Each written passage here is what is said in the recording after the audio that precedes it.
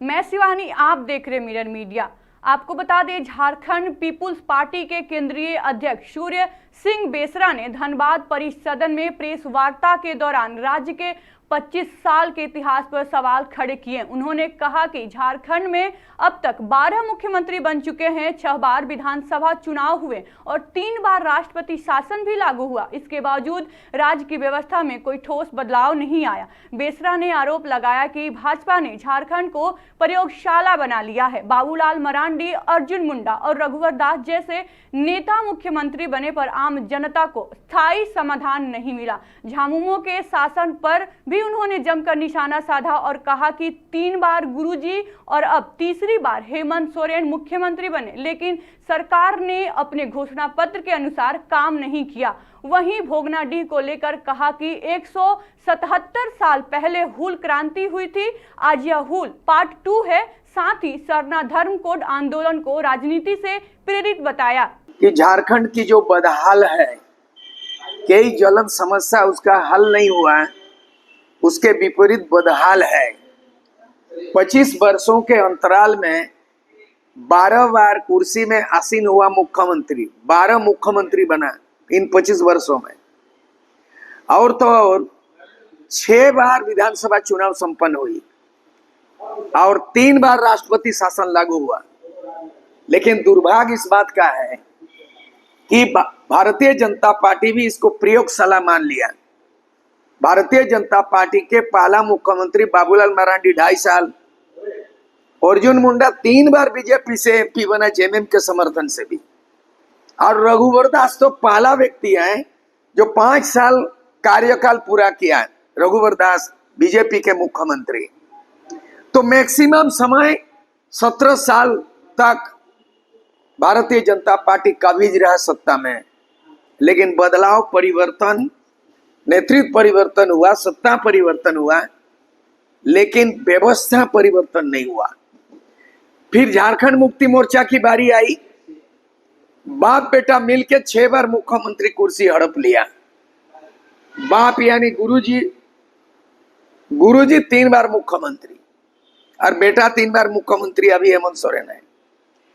तो जो वादा किए थे, झारखंड मुक्ति मोर्चा घोषणा पत्र, बीजेपी का भी घोषणा पत्र था, लेकिन घोषणा पत्र का जो अगर मूल्यांकन करेंगे, हम समीक्षा करेंगे, तो एक भी घोषणा पत्र अमली जमा नहीं पहनाया गया, सरजमी पे उतरा नहीं, और ये झूठा आश्वासन करके केवल मैया योजना के जरिए ये नैया पार किया है। मैया के जरिए नैया पार किया और लोगों को कुड़िया बना दिया और लोगों को इस तरह से बना दिया कि मेहनत कश लोगों को 2,500 करके महिलाओं को, उनका काम जो है ना, उसको और कुछ करना नहीं है, बस उनको मैया योजना में ताक में रह रहा है।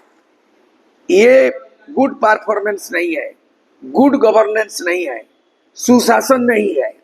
इसीलिए इस बार भोगनाडी गांव में मुख्यमंत्री हेमंत सोरेन के गैर हाजिर में जो भोगनाडी में उनके वंशज को, परिवारों को डंडा चलाया, आंसू गैस चलाया और तीर धनुष भी चला, उसको हम लोग मानते हैं कि 170 साल पहले जो सिद्धू कानून ने हुल किया, ये सेकेंड हुल है, ये हुल का पार्ट 2 है। तो पार्ट 2 हम लोग अभियान चालू किया है। पार्ट 2 में हम लोग भोगनाडी से घोषणा किया है कि 2025 में फिर से उलगुलान, फिर से हुल होगा और 2029 में हेमंत सोरेन गठबंधन की सरकार, जेएमएम कांग्रेस आरजेडी गठबंधन सरकार 2025 में हम लोग उखाड़ फेंकेंगे और हम लोग सत्ता का परिवर्तन करेंगे। उसके लिए हम लोग झारखंड समन्वय समिति का गठन किए हैं। जितने पॉलिटिकल, नॉन पॉलिटिकल, सबको गोलबंद कर रहे हैं। और तो और यहाँ का स्थिति यह है कि विगत सरकार, पिछली सरकार हेमंत सोरेन ने स्थानीय नीति परिभाषित करके विधानसभा में पारित कर दिया। और क्या किया, 1932 के खतियान के आधार पर स्थानीय नीति बना दिया, लेकिन उसमें एक क्लॉज जोड़ दिया कि ये स्थानीय नीति तभी लागू होगी जो भारत का संविधान के 9वें अनुसूची में मान्यता मिलेगा। तो तो 9वें अनुसूची राज्य सरकार के अधिकार क्षेत्र में नहीं है। भारत का संविधान में 9वें अनुसूची ऐसे कानून को सूचीबद्ध किया जाता है कि ये पार्लियामेंट से कानून पास होगा और उसमें राष्ट्रपति मोहर लगाएंगे और तब जाके कोई भी स्टेट का नियम कानून 9वें अनुसूची में जारी होगा। तो एक तो ये लोगों को धोखा देने का काम किया हेमंत सोरेन सरकार कि 1932 का खतियान को आधार मान के और उन्होंने स्थानीय नीति को अधर में लटका दिया। और दूसरा किया आरक्षण नीति, उन्होंने टोटल आरक्षण नीति का समय सीमा 77% कर दिया। 77% सुप्रीम कोर्ट के रूलिंग के खिलाफ है, 77% संविधान के प्रावधान के खिलाफ है। हम जहां तक संविधान के विशेषज्ञों के रूप में नॉट ओनली राजनीतिज्ञ संविधान का अध्ययन किया, हाईकोर्ट सुप्रीम कोर्ट का जजमेंट को पढ़ा और जाना कि अभी हाल में नीतीश कुमार ने 2003 में पटना हाईकोर्ट ने 64% आरक्षण नीति को रिजेक्ट कर दिया। अभी का रूलिंग आया सुप्रीम कोर्ट का, सेंट्रल कोर्ट का नियम मुताबिक एसटी, एससी, ओबीसी ये मिला के 50% होगा और 10% आर्थिक रूप से अति पिछड़े लोगों को जोड़े तो एसटी, एससी, ओबीसी मिला के 50% और नरेंद्र मोदी केंद्र सरकार का 10% मिला के 60% से अधिक आप आरक्षण नहीं दे सकते हो। लेकिन नीतीश कुमार का जो आरक्षण नीति 64% केवल 4% बढ़ा दिया। पटना हाईकोर्ट ने 2024 में उसको रिजेक्ट किया। अब ऐसे परिस्थिति में हेमंत सोरेन का 77% आरक्षण नीति ये नहीं चलता। स्थानीय नीति बदलाव किया। पेशा कानून जो 5th शेड्यूल एरिया में झारखंड में, वर्तमान झारखंड में 24 जिला है, लेकिन 14 जिला में आदिवासी अनुसूचित क्षेत्र घोषित किया गया है। उसमें पंचायत एक्ट लागू नहीं होगा, उसमें पेशा एक्ट लागू होगा। पेशा एक्ट लोकसभा राज्यसभा से पारित हुआ, संविधान का 73वां संशोधन हुआ और राष्ट्रपति जो है उसमें मोहर लगाया। इसीलिए पेशा कानून हूबहू नियमावली बना के लागू करना था। High court, Jharkhand high court ने आदेश दिया हेमंत सोरेन को कि 1 महीना के अंदर में पेशा लागू करो। आज 6 महीना 7 महीना हो गया, पेशा का उल्लंघन किया और हाई कोर्ट ने अवमानना में अभी हेमंत सोरेन को नोटिस जारी किया और झारखंड राज्य के मुख्य सचिव को कोर्ट में हाजिर करके उसको दंडित करना है। 64% केवल 4% बढ़ा दिया। पटना हाईकोर्ट ने 2024 में उसको रिजेक्ट किया। अब ऐसे परिस्थिति में हेमंत सोरेन का 77% आरक्षण नीति ये नहीं चलता। स्थानीय नीति बदलाव किया।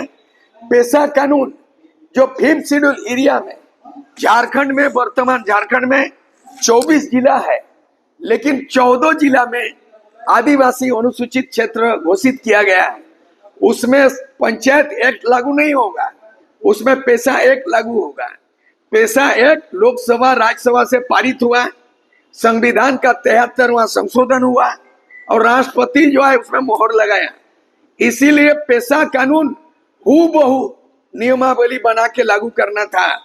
High court, Jharkhand high court ने आदेश दिया हेमंत सोरेन को कि 1 महीना के अंदर में पेशा लागू करो। आज 6 महीना 7 महीना हो गया, पेशा का उल्लंघन किया और हाई कोर्ट ने अवमानना में अभी हेमंत सोरेन को नोटिस जारी किया और झारखंड राज्य के मुख्य सचिव को कोर्ट में हाजिर करके उसको दंडित करना है। हम चाहते हैं कि कोर्ट का अवमानना न्यायालय अवमानना अधिनियम 1971 धारा 10 में प्रावधान है कि मिनिमम दोषी आदमी को 6 महीना से लेकर 2 साल तक सजा होगा। हम चाहेंगे कि पेशा कानून अवमानना मामले में हेमंत सोरेन पर दोषारोपण किया जाए, उसको दंडित किया जाए और उनको मिनिमम अवमानना मामले में, उल्लंघन मामले में 2 साल का सजा हेमंत सोरेन को दिया जाए। तो ये मामला उल्लंघन किया है।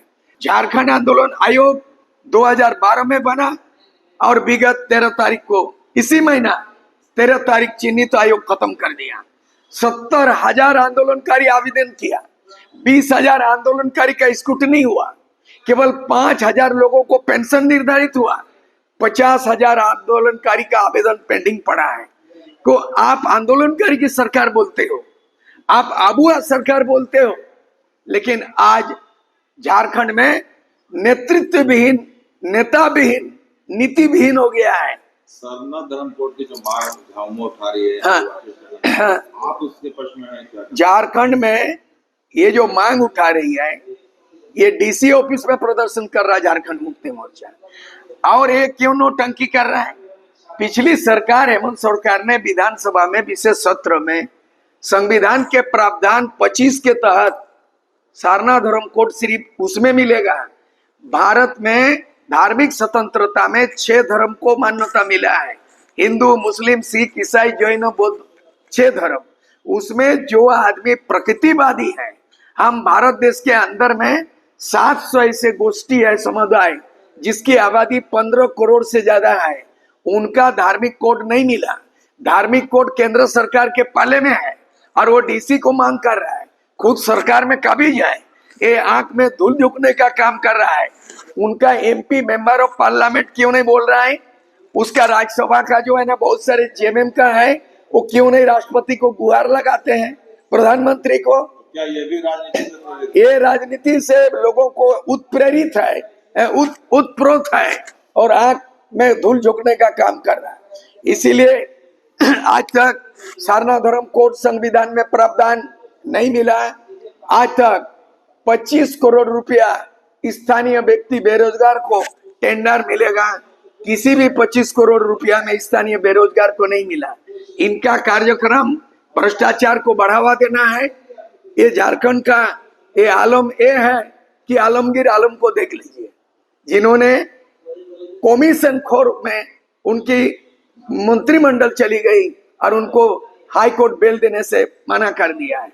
शराब घोटाला में देख लीजिए कि 450 करोड़ का जुड़ा हुआ है मामला छत्तीसगढ़ से, और 450 करोड़ घोटाला में कहीं न कहीं ये मुख्यमंत्री भी दायरे में आएंगे, उसको जवाब देना है, कार्रवाई होगा, हेमंत सोरेन पे होगा।